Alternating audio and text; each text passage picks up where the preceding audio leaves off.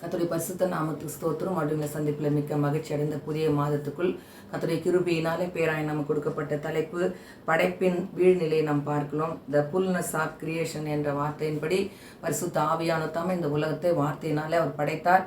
இந்த படைப்பை குறித்து நாம் பார்க்கும்போது இயற்கை அழகாக படைத்திருக்கிறார். மனுஷனை படைத்து தான் மனஸ்தாபப்பட்டார். ஆதியாகமம் 6ஆம் அதிகாரத்தில் கடவுள் படைத்த இயற்கை மிகவும் ஆச்சரியமானது. திருமறை பாடத்திலே நான் வாசிக்க கேட்ட 4 வேத பகுதியிலே எல்லாவற்றையும் நல்லது நல்லது என்று படைத்தார். படைக்கிறதுக்கு மனுஷனையும் படைத்தார். ஆளுமை பெறுவதற்கு மனிதர்களையும் கர்த்தர் படைத்திருக்கிறார். அந்த படைப்பிலே வீழ்ச்சி அடைந்த ஆதாமை குறித்தும் யாவாளை குறித்தும் நாம் பார்க்கும்போது 3ஆவது அதிகாரத்திலே 1-10 வசனங்களே, ஆதாமே நீ எங்கே இருக்கிறாய் என்று கேட்கும்போது கர்த்தருடைய சத்தத்துக்கு அவர் பயந்து ஒளிந்து கொண்டார். ஏனென்று சொன்னால் மனுஷனை படைக்கும்போது ஒன்றுமே தெரியாமல் அவர் படைத்தார். அந்த சர்ப்பத்தின் ஆவி அவர்களுக்குள்ளே வந்த பிற்பாடு தேவனாகிய கர்த்தர் சகல நாட்டு மிருகங்கள் சர்ப்பமானது தந்திரமுள்ளதாக இருந்தது. இன்றைய காலகட்டத்திலே தந்திரமான உலகத்திலே வாழ்ந்து கொண்டிருக்கிறோம். சர்ப்பத்தின் ஆவி, மற்றவர்களை வஞ்சிக்கிற ஒரு ஆவி, பொல்லாத ஒரு ஆவி மனிதர்களிடத்துல அந்த சர்ப்பத்தின் ஆவி இருக்கிறது.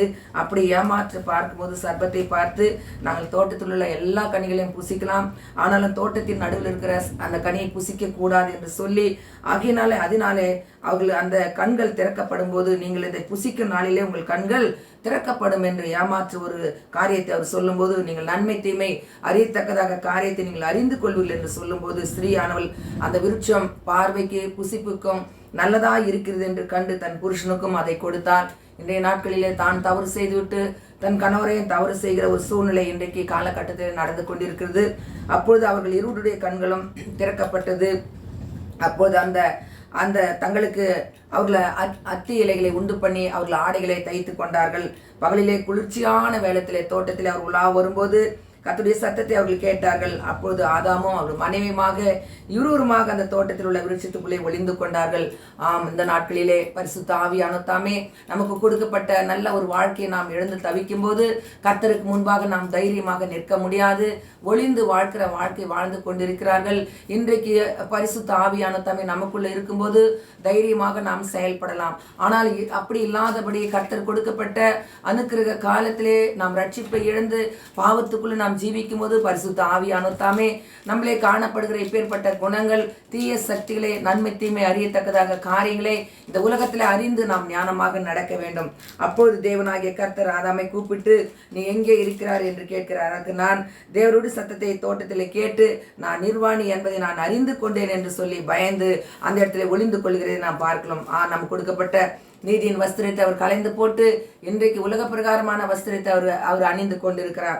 அதுக்கு காரணம் என்ன என்று சொல்லும்போது அந்த நன்மை தீமை அறிந்து கீழ்ப்படியாமையினால வந்த பாவம். ஆகினால்தான் சங்கீதத்திலே நான் வாசிக்கும் போது தேவன் இல்லை என்று மதிக்கேடன் சொல்கிறார் என்று சொல்கிறார். ஏன்னு சொன்னா அவங்களை அருவருப்பான அக்கிரமங்களை அவர் செய்து வருகிறார்கள். நன்மை செய்கிறவன் ஒருவனுமே இல்லை அப்படின்னு சொல்கிறார். தேவனை தேடுகிற உணர்வுள்ளவன் ஒருவருமே இல்லை என்று சொல்கிறார். ஆகினால் அக்கிரமக்காரர்களுக்காக அப்பத்தை பட்சிக்கிறது போல என் ஜனங்களை பட்சிக்கிறார்கள் என்று சொல்கிறார்கள். இன்றைக்கு அப்பேற்பட்ட ஒரு காரியங்கள் இன்றைக்கு உலகத்திலே நடந்து கொண்டிருக்கிறது. அவர் சங்கீதத்திலே வாசிக்கும் போது சீயோனிலிருந்து இஸ்ரவேலுக்கு ரட்சிப்பு வருவதாக என்று சொல்கிறார். தேவன் தம்முடைய ஜனத்தின் சிறையிருப்பை திருப்பும் போது யாக்கோபுக்கு களிப்பும் இஸ்ரவேலுக்கு மகிழ்ச்சி உண்டாகும் என்று சொல்கிறார். ஹல்லேலூயா. இன்றைக்கு நம்முடைய சிறையிருப்பை திருப்பும் போது சகரியான் புஸ்தகத்திலே நாம் படிக்கும்போது இன்றைக்கே உனக்கு நம்பிக்கையுள்ள அரண்களே என்னிடத்துல திரும்புங்கள், இரட்டிப்பான நன்மை உனக்கு நான் தருவேன் என்று ஒரு தீர்க்க தரிசனமாக கர்த்தர் சொல்கிறார். இன்றைக்கு நாம் கர்த்தருக்கு முன்பாக அவருடையத்திலே நாம் திரும்பும்போது கர்த்தர் நமக்கு இரட்டிப்பான நன்மையை தருவார். ஹல்லேலூயா. நாம் இழந்த பாவ வாழ்க்கையிலிருந்து பரிசுத்த ஆவியான தாமே நம்மை ரட்சித்துக் கொள்கிற தேவனாயிருக்கிறார். அப்போஸ்தலனாகிய பவுல் 3ஆம் அதிகாரத்தில் ரோம திருச்சபைக்கு அவர் எழுதும்போது அநேக காரியங்களை குறித்து அவர் எழுதுகிறார். எல்லாரும் பாவம் செய்து தேவ மகிமை அற்றவளாக இருக்கிறோம் என்று இந்த உலகத்திலே படைக்கப்பட்ட எல்லா ஜீவ ஜந்துக்கள் முதற்கொண்டு மனிதர்கள் முதல் எல்லாமே பாவம் செய்து கொண்டிருக்கிறோம். ஆனாலும் இயேசு கிறிஸ்துவை பற்றி விசுவாசத்தினாலே நமக்கு தேவ நீதியாக விசுவாசிக்கிற எவனுக்கு அது பலிக்கும் என்று சொல்கிறார். இவர் இலவசமாக அவருடைய கிருபையினாலே நாம் ரட்சிக்கப்பட்டிருக்கிறோம் என்று சொல்கிறார். தேவன் பொறுமையாயிருந்து முழு உலகத்தையும் படைத்த பாவங்களையும் இந்த நாட்டிலே நீதியை காண்பிக்கும் பொருட்டாக அப்படி நமக்கு நீதியை காண்பிக்கிறார். இயேசு கிறிஸ்துவினுடைய ரத்தம் விசுவாசத்தினாலே பலிக்கும் கிருபாதார பலியாக அவருக்கு நமக்கு கொடுத்திருக்கிறார். ஹல்லேலூயா.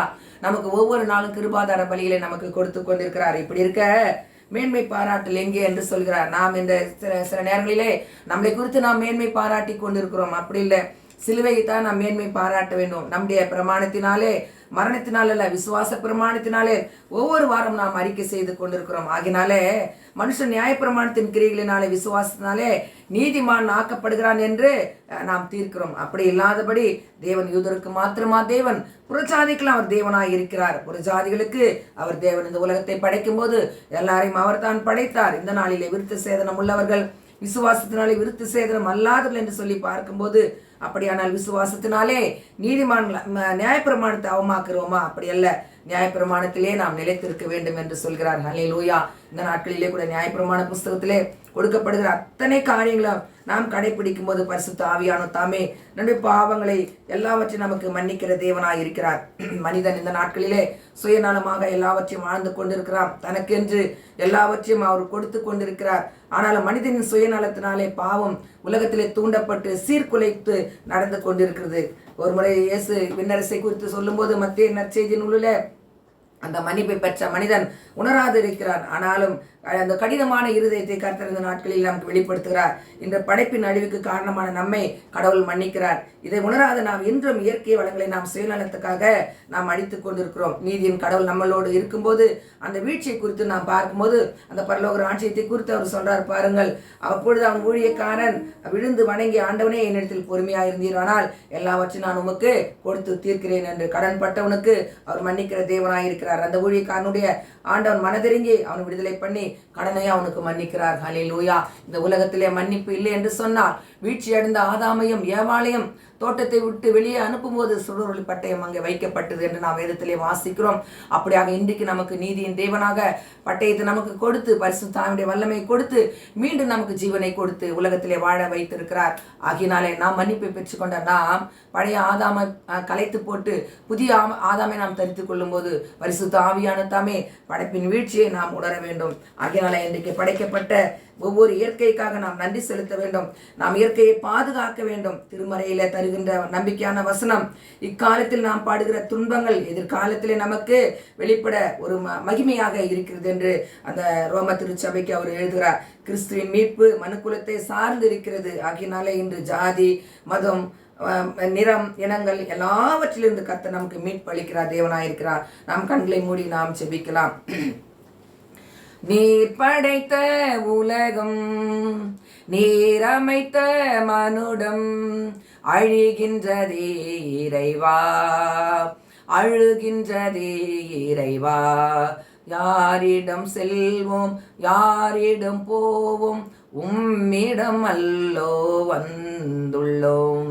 நீர் படைத்த உலகம். ஸ்தோத்திரங்க தாவே. படைப்பின் வீழ்ச்சி குறித்து நாங்கள் பார்த்தோம் ஆண்டரே. அன்றைக்கு ஆதாமுக்கு அப்பா என் தேவனே, இந்த நாளையே கண்கள் திறக்கப்பட்டது ஆண்டரே. இந்த உலக பாவத்தினாலே விழுந்து விட்டது ஆண்டரே. மறுபடியும் மனுக்குலத்தை மீட்பதற்காக சிலுவையின் தியாகத்திலே நீர் எங்களை மீட்டுக் கொண்டீரப்பா.